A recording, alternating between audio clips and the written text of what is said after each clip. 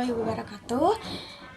Ka anu dipikahormat Ibu Bapak sareng karerencangan sadayana, puji syukur urang panjatkeun ka Allah Subhanahu wa taala.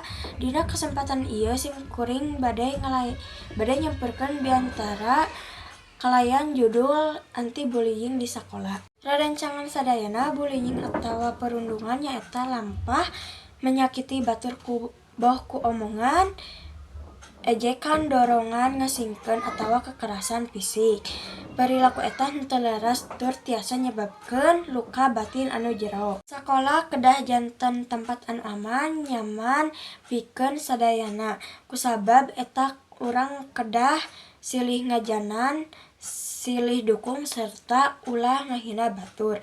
Unggal murid miboga hak pikeun diajar tanpa sieun, tanpa tekanan, sareng tanpa dihina. Upami urang ningali aya bullying, tong cicing wae, coba ngahalangan ku cara sopan atanapi laporkeun ka guru supados masalah henteu beuki gede.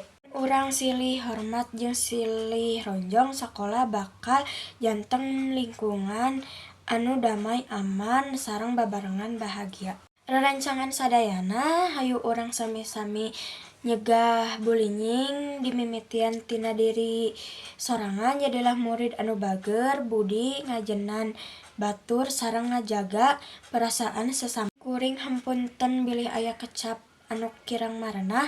Wassalamualaikum warahmatullahi wabarakatuh.